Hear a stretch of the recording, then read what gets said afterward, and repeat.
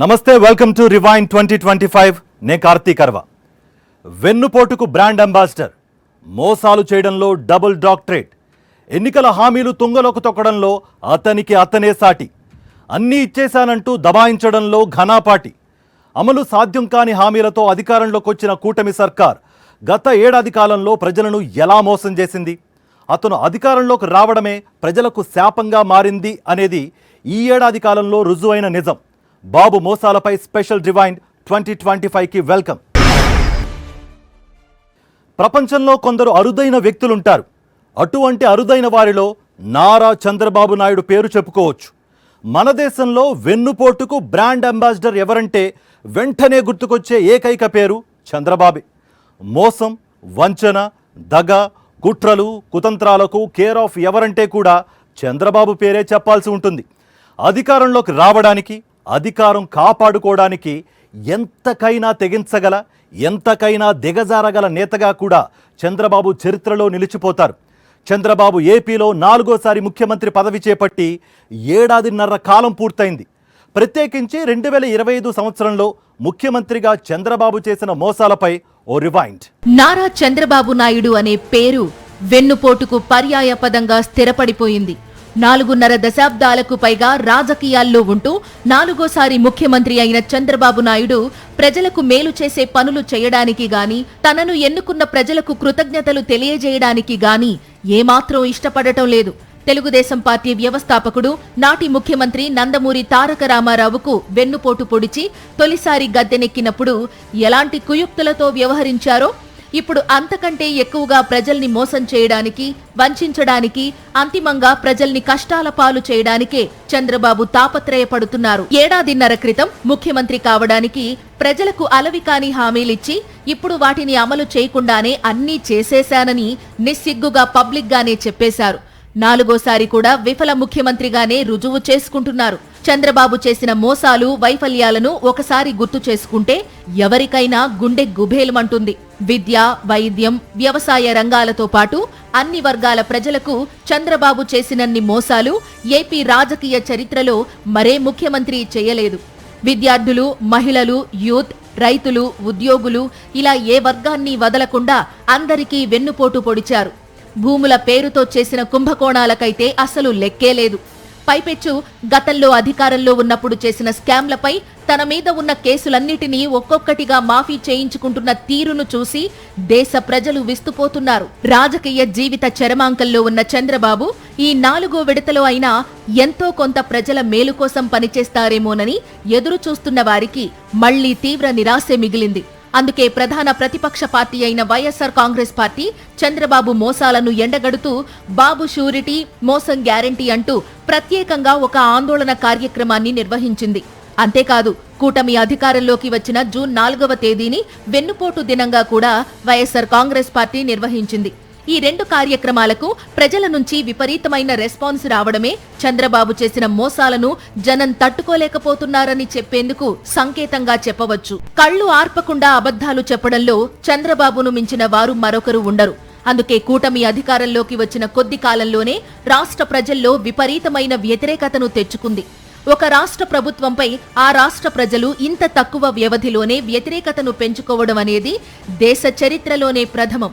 నిజానికి చంద్రబాబు నాయుడు ఎన్నికలకు ముందు ఎంతో నమ్మకంగా ప్రజలకు హామీలు ఇచ్చి ఆ తరువాత వాటిని పూర్తిగా ఎగ్గొట్టడమే దీనంతటికీ కారణం. బాబు షూరిటీ, భవిష్యత్ గ్యారంటీ పేరుతో చంద్రబాబు, ఆయన పార్టీ నేతలు ఇంటింటికి బాండ్లు పంచారు. కూటమి అధికారంలోకి వస్తే ఎవరెవరికి ఎంత ప్రయోజనం చేకూరుతుందో వివరిస్తూ ఇంటింటికి బాండ్లు ఇచ్చారు. 2 ఏళ్ల పాటు కోవిడ్తో రాష్ట్ర ఆదాయం తగ్గిపోయినా వైఎస్ జగన్ ముఖ్యమంత్రిగా ఉన్న సమయంలో సంక్షేమ కార్యక్రమాల్లో ఎక్కడా లోటు రానియలేదు. ఒకవైపు అభివృద్ధి, మరోవైపు సంక్షేమం అమలు చేస్తూ వైఎస్ జగన్ పాలన జనరంజకంగా సాగుతుంటే ఎలాగైనా గెలవాలనే కాంక్షతో అంతకంటే ఎక్కువ సంక్షేమం తాను ఇస్తానంటూ బాండ్లు తయారు చేసి పంచారు. తాము అధికారంలోకి వస్తే 5 ఏళ్లలో ఎంత ఇస్తారో తెలుపుతూ ప్రజల్లో ఆశలు రేకెత్తించారు. జనాన్ని మబ్బుల్లోకి తీసుకెళ్లారు. అసలు సంక్షేమం అంటేనే పడని చంద్రబాబు ఇన్నిన్ని హామీలిస్తుంటే బాబు మారేడేమోనని జనం అనుకున్నారు. నిజంగానే ఇస్తాడని ఆశపడ్డారు. తీరా అధికారంలోకి వచ్చాక ఎప్పట్లాగే నమ్మిన వారందర్నీ నిలువునా ముంచారు. వైఎస్ జగన్ ప్రభుత్వం చివరి నాటికి అంటే 2024 మార్చి నెలలో ఇచ్చిన పెన్షన్లు 66,34,372 ఉన్నాయి. చంద్రబాబు అధికారంలోకి వచ్చి రాగానే ఉన్న వాటిలో 4,14,900 పెన్షన్లను నిలువునా కట్ చేశారు. వృద్ధుల ఉసురు పోసుకున్నారు. కొత్త పెన్షన్ ఒక్కటి కూడా ఇవ్వకపోగా ఉన్నవాటినే కట్ చేసి వృద్ధులు వికలాంగుల జీవితాలతో చెలగాటమాడారు. సూపర్ 6 పథకాలను అమలు చేయకుండానే అన్నీ చేసేశామని చంద్రబాబు ప్రకటించారు. ఇంకా ఎవరైనా అమలు చేయలేదని అన్నారంటే వారికి నాలుక మందమని తిట్టిపోశారు. ఆడబిడ్డనిది P4కి లింక్ చేశాం. ఉద్యోగాలు పెద్ద ఎత్తున ప్రయత్నం చేస్తున్నాం. స్కిల్ డెవలప్మెంట్గా నిరుద్యోగులుంది లింక్ చేస్తాం. కాబట్టి 6 సూపర్ 6 అయిపోయినాయి. గుర్తుపెట్టుకోండి. ఇంకెవడన్నా సూపర్ 6 మాట్లాడితే అతనికి నాలుక మందం తప్ప ఇంకోటి కాదు. నిరుద్యోగ యువతకు నిరుద్యోగ భృతి కింద నెలకు 3,000 చొప్పున ఇస్తామని చంద్రబాబు హామీ ఇచ్చారు. ఇప్పటి వరకు దాని ఊసేలేదు. ఇప్పటిదాకా రాష్ట్రంలోని ప్రతి నిరుద్యోగ యువతి యువకునికి ఒక్కొక్కరికి 72,000 చొప్పున చంద్రబాబు బకాయి పడ్డారు. అయితే నిరుద్యోగ భృతి ఇచ్చేశానంటూ సూపర్ 6 సక్సెస్ మీటింగ్ అంటూ ఓ సభ నిర్వహించి అందులో చంద్రబాబు ప్రకటించేశారు. ఆడబిడ్డ నిధి కింద 18 ఏళ్లు పైబడిన ప్రతి ఆడబిడ్డకు నెలకు 1,500 రూపాయలు ఇస్తామని ఎన్నికలకు ముందు హామీ ఇచ్చారు. ఇప్పటి వరకు 36,000 ఇవ్వాల్సి ఉంది. కానీ ఇది కూడా ఇచ్చేశానని చంద్రబాబు కళ్లార్పకుండా చెప్పేశారు. బీసీ, ఎస్సీ, ఎస్టీ, మైనార్టీలకు 50 ఏళ్లకే పింఛనిస్తా అన్నారు. ఇప్పటి వరకు ఒక్కొక్కరికి 96,000 ఇవ్వాల్సి ఉంది. కానీ ఇది కూడా ఇచ్చేసినట్టే ప్రకటించి అనంతపురం జిల్లాలో సూపర్ 6 సూపర్ హిట్ అని ఒక బహిరంగ సభనే నిర్వహించేశారు. అమ్మఒడి పథకం పేరు మార్చి తల్లికి వందనమన్నారు. ప్రతి పిల్లాడికి 15,000 ఇస్తామన్నారు. తీరా చూస్తే తొలి ఏడాది ఎగ్గొట్టారు. రెండో ఏడాదికి వచ్చేసరికి 20 లక్షల మంది పిల్లలకు ఎగ్గొట్టారు. 15,000 కాకుండా 8,000, 9,000, 10,000 చొప్పున ఇచ్చారు. కొందరికి 13,000 ఇచ్చారు. అయినప్పటికీ పథకాన్ని పూర్తిగా అందరికీ ఇచ్చేశామని ప్రకటించుకున్నారు. అందుకే వైఎస్ జగన్ బాబు షూరిటీ, మోసం గ్యారంటీ అన్నారు. చంద్రబాబు చేసిన మోసాలన్నిటినీ తన కార్యకర్తల ద్వారా ఇంటింటికి తెలిసేలా చేశారు. దీపం పథకం కింద ఏడాదికి 3 సిలిండర్లు ఇస్తామన్నారు. ఇప్పటి వరకు 6 సిలిండర్లు ఇవ్వాలి. కానీ ఇచ్చింది 2. అవి అందరికీ ఇవ్వలేదు. మళ్లీ మహిళలను మోసం చేశారు. ఉచిత బస్సు ప్రయాణమన్నారు. ఎక్కడికైనా వెళ్లొచ్చని, ఏ బస్ అయినా ఎక్కొచ్చని ఎన్నికలకు ముందు చెప్పారు. ఇప్పుడేమో షరతులు పెట్టి దగా చేశారు. ఇవి కాకుండా ఇంకో 143 హామీలు ఇచ్చారు. వాటి గురించి పట్టించుకున్న పాపాన పోలేదు. గతంలో వైఎస్ జగన్ ఇచ్చిన అన్ని పథకాలను కొనసాగిస్తూ ఈ పథకాలను కొత్తగా అమలు చేస్తానన్నారు. కానీ జగన్ పథకాలన్నిటినీ పక్కన పెట్టేసి పేదల కడుపు కొట్టారు. దీపం పథకంపై చంద్రబాబు ఏమన్నారో చూద్దాం. దీపం 2 పథకం ద్వారా ఉచితంగా 3 సిలిండర్లు సంవత్సరానికి ఇస్తున్నాం. ఇప్పటికీ 1,704 కోట్లు ఖర్చు పెట్టి 2,45,00,000 సిలిండర్లు మహిళలకు అందజేశాం. ప్రతి ఇంటికి వెలుగులు నింపాం. కాబట్టి దీపం 2 సూపర్ హిట్ అవునా కాదా అని అడుగుతున్నా. గ్యాస్ తో వంట చేసుకుంటూ గట్టిగా చెప్పలేరా అని అడుగుతున్నా మిమ్మల్ని అందరినీ. చంద్రబాబు ముఖ్యమంత్రి అయితే మొదటగా దెబ్బ పడేది రైతుల మీదే. గతంలో 3 సార్లు ముఖ్యమంత్రి అయినప్పుడు రైతుల అనుభవం ఇదే. చంద్రబాబు సీఎం అయితే ప్రకృతి కూడా పగబడుతుంది. అందుకే చంద్రబాబు కరువు, కవల పిల్లలంటూ జనం చేసే కామెంట్స్ నిజమేనేమో అనిపిస్తాయి. తాజాగా సీఎం అయ్యాక ఏడాదిన్నర వ్యవధిలో లెక్కలేనన్ని సార్లు తుఫాన్లు, వరదలు ఏపీ రైతుల నడ్డి విరిచాయి. కనీసం ప్రభుత్వమైనా స్పందించి రైతులను కాపాడుతుందా అంటే అదీ లేదు. సాక్షాత్తు ముఖ్యమంత్రి హోదాలో స్వయంగా చంద్రబాబే వ్యవసాయం దండగా అన్నారు. వైఎస్ జగన్ సీఎంగా ఉన్న సమయంలో ప్రతి గ్రామంలో రైతు భరోసా కేంద్రాలు నిర్మించి ఏ రైతుకు ఎలాంటి కష్టం రాకుండా అన్ని ఊళ్ళోనే దొరికేలా చేశారు. విత్తు నాటిన దగ్గర్నుంచి పండిన పంట అమ్ముకునే వరకు గ్రామంలోనే రైతు పనులన్నీ సక్రమంగా పూర్తయ్యేవి. జగన్ పాలనలో 5 ఏళ్ల పాటు రైతుల నుంచి ఎలాంటి ఫిర్యాదు లేదు. కానీ చంద్రబాబు రాగానే పాత సమస్యలన్నీ మొదలయ్యాయి. యూరియా కోసం ఈసారి రైతులు పడరాని కష్టాలు పడ్డారు. ఎరువులు సరఫరా చేయలేక అసలు వరి పంట వేయవద్దని రైతులకు పిలుపునిచ్చారు చంద్రబాబు. అన్నం తింటే క్యాన్సర్ వస్తుందని కూడా హెచ్చరించారు. చంద్రబాబు ప్రకటన విని రాష్ట్రంలోనే కాదు దేశవ్యాప్తంగా రైతులు ప్రజలు విస్తుపోయారు. ఇక తుఫాను వరదలు వంటి సమయాల్లో బాధిత రైతులను ఆదుకునేందుకు చంద్రబాబు ఏ కోశానా ముందుకు రావడం లేదు. జగన్ హయాంలో ఉన్న ఇన్సూరెన్స్ ని చంద్రబాబు ఎత్తేశారు.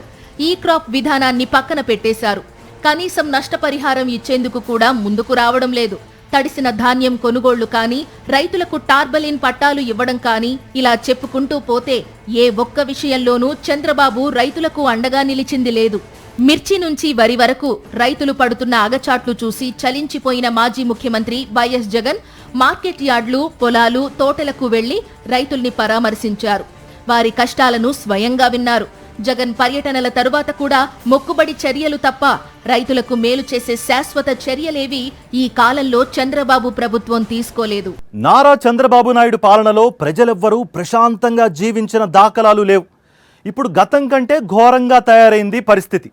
చంద్రబాబు ముఖ్యమంత్రి అయితే ఎల్లో గ్యాంగ్, క్రిమినల్స్, రియల్టర్లు, కొందరు ఇండస్ట్రియలిస్టులు మాత్రమే సంబరాల్లో మునిగి తేలుతారు. సామాన్య ప్రజలకు మేలు జరిగే ఎటువంటి నిర్ణయాలు చంద్రబాబు తీసుకోరనే విషయం అందరికీ తెలిసిందే. అదే సమయంలో రైతులు, మహిళలు, యూత్, విద్యార్థులు ఎవరూ కూడా చంద్రబాబు పాలనలో బాగుపడ్డామని చెప్పుకునే పరిస్థితి ఉండదు. 4వ ముఖ్యమంత్రి అయ్యాక చంద్రబాబు పాలన అంతకు ముందు కంటే మరింత అధ్వానంగా తయారైందని ప్రజల్లో వినిపిస్తున్న టాక్. ఈ ఏడాది బాబు ఇంకెన్ని మోసాలు చేశారో చూద్దాం. కాలేజీ విద్యార్థుల ఫీజు రియంబర్స్మెంట్ నుంచి నిరుద్యోగ భృతి వరకు, తల్లికి వందన నుంచి ఆడబిడ్డ నిధి వరకు ఏ హామీని చంద్రబాబు నాయకత్వంలోనే కూటమి ప్రభుత్వం నెరవేర్చలేదు. ఇక ప్రజారోగ్యానికి సంబంధించి ఆరోగ్యశ్రీ నుంచి ప్రభుత్వ వైద్యం గురించి ఎంత తక్కువ చెప్పుకుంటే అంత మంచిది. విద్యార్థులకు ఫీజు రియంబర్స్మెంట్ బకాయిలు చెల్లించకుండా ఎంతగానో వేధిస్తున్నారు. ఇప్పటికే కాలేజీలు, యూనివర్సిటీలకు 4,800 కోట్లకు పైగా బకాయి పడ్డారు. దీంతో ప్రైవేటు కాలేజీల యాజమాన్యాలు విద్యార్థులను విపరీతంగా వేధిస్తున్నాయి. కొన్ని కాలేజీలు పరీక్షల హాల్ టికెట్లు కావాలంటే ఫీజు చెల్లించాలని ఒత్తిడి చేస్తున్నాయి. మరికొన్ని కాలేజీలు సర్టిఫికెట్లు ఇవ్వకుండా ఆపుతున్నాయి. ఈ పరిస్థితుల్లో విద్యార్థుల జీవితాలు అయోమయంలో కూరుకుపోతున్నాయి. ప్రభుత్వ నిర్లక్ష్యంతో ఎందరో విద్యార్థులు రోడ్డున పడ్డారు, ఇంకా పడుతూనే ఉన్నారు. ఫీజు రియంబర్స్మెంట్ విడుదల కాక లక్షల మంది విద్యార్థులు రోడ్ల మీద నిరుద్యోగులుగా తిరుగుతున్నారు సార్. వారి ఎమ్మటి రియంబర్స్మెంట్ విడుదల చేయమని చెప్పని ఇటీవల నవంబర్ 21 తేదీన విద్యార్థి సంఘాల చర్చల్లో ఆయనతో మాట్లాడితే డిసెంబర్లో విడుదల చేస్తామని హామీ ఇచ్చారు. ఈరోజు డిసెంబర్ నెలాఖరుకు వచ్చింది, ఇంతవరకు ఏ ఒక్క రూపాయి కూడా విద్యార్థికి విడుదల చేయలేదు. తాము అధికారంలోకి వస్తే విద్యుత్ ఛార్జీలు పెంచబోమని, వీలైతే తగ్గిస్తామని చంద్రబాబు హామీ ఇచ్చారు. అయితే ఏడాదిన్నర కాలంలో 25,000 వరకు విద్యుత్ ఛార్జీల భారం ప్రజలపై మోపారు. పైగా గతంలో వ్యతిరేకించిన స్మార్ట్ మీటర్లను ఇప్పుడు బలవంతంగా ప్రజల నెత్తిన రుద్దుతున్నారు. అంతేకాకుండా స్మార్ట్ మీటర్కు అయ్యే ఖర్చు మొత్తం వాయిదాల పద్ధతిలో విద్యుత్ బిల్లుల్లో కలపబోతున్నారు. దీంతో మరో 25,000 కోట్ల రూపాయల భారం ప్రజలపై పడనుంది. ఎన్నికల ముందు ఇచ్చిన హామీలకు విరుద్ధంగా ప్రజలను విపరీతంగా బాధేస్తున్నారు. రాష్ట్రంలో ఉన్న 2 కోట్ల విద్యుత్ కనెక్షన్లకి మీటర్లు మార్చడం అంటే 25,000 కోట్ల రూపాయలు రాష్ట్ర ప్రజల మీద మీటర్ల పేరుతో భారం పడుతుంది. 8,000 రూపాయల నుండి 14,000 రూపాయల వరకు ఒక్కొక్క మీటర్కి అయ్యే ఖర్చు 93 వాయిదాల్లో ఎలక్ట్రిసిటీ బిల్లుతో పాటే వినియోగదారుల దగ్గరే వసూలు చేస్తారు.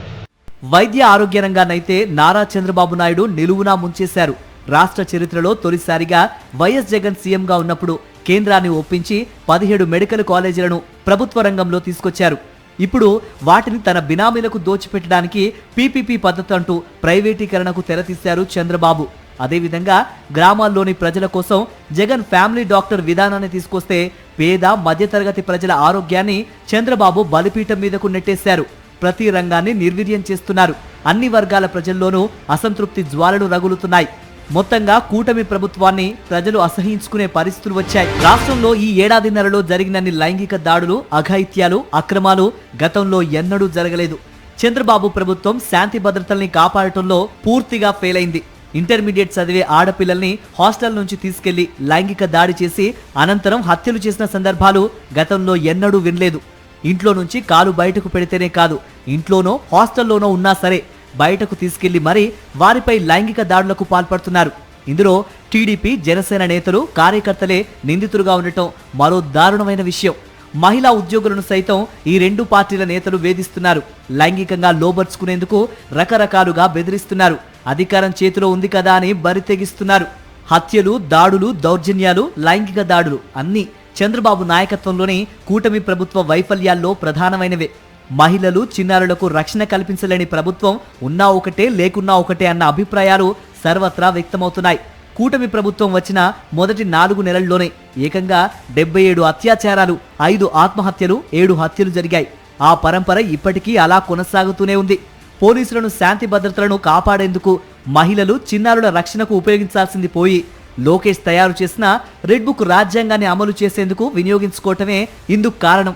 రాష్ట్రంలో అదుపు తప్పుతున్న లా అండ్ ఆర్డర్, పెరుగుతున్న నేరాలు, నారా లోకేష్ రెడ్ బుక్ రాజ్యాంగం అమలులో పోలీసులు నిమగ్నమైపోవడంతో పోలీసు వ్యవస్థ మిగతా అన్ని రాష్ట్రాల కంటే అట్టడుగు స్థితికి దిగజారిందని కేంద్రం విడుదల చేసిన లెక్కలే చెబుతున్నాయి.